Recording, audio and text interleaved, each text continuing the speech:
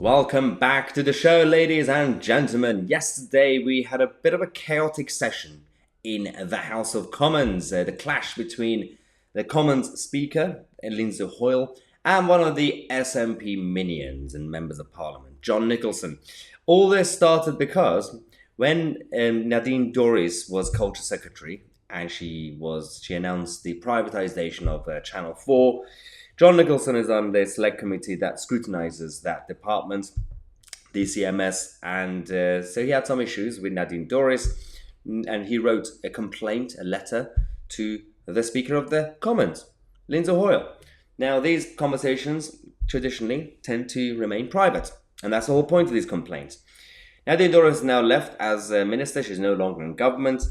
And John Nicholson decided to leak that letter, leak part of the response from Lindsay Hoyle. So Lindsay Hoyle yesterday stood up in the chamber and completely exposed John Nicholson and this SNP behaviour that show no respect for our democracy and show no respect for our constitution. Watch this. Knowing their communication will remain private.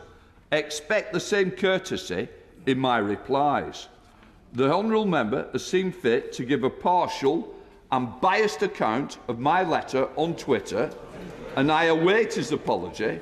I gave the honourable member notice that I will be raising this matter at this time, but I do stress it is not the way we should be doing business in this House.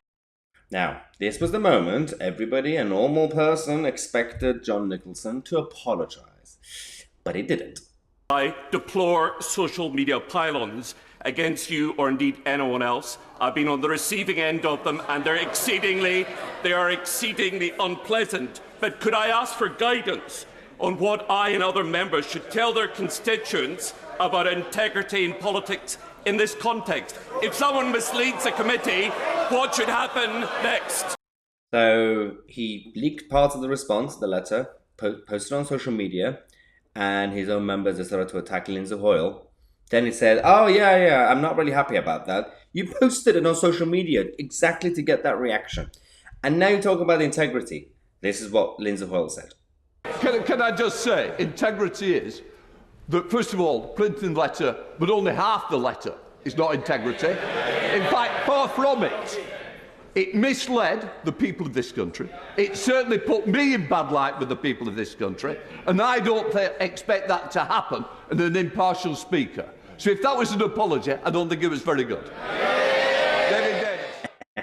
Absolutely spot on. Some people say, well, why do you care about these clashes? It does matter because whilst the likes of the BBC and Sky News focus on the other trivial aspects of the Westminster bubble, it's good for people to know the personalities of some of these MPs, the behaviour, the lack of values and lack of respect for our British democracy. I mean, that's the whole point of why British democracy is now all over the place. Some people just say, well, where is accountability? We don't really have accountability. We don't really have democracy in that sense because we don't really have people power or have any voice. It's because of bad behaviour. It's because of the establishment types who are clearly just doing whatever they want for their own agenda and for their own vested interests. So it does matter when we do videos like this. It does matter when we expose these idiots. Now, let's take a quick break. Speaking of the establishment and the elite, the next video in half an hour is going to be about the elite, awarding the elite. The Spectator had the award ceremony where every year they give awards to members of Parliament for being special. Wait for that video. Subscribe to the channel. I'm Tousi and we are the media.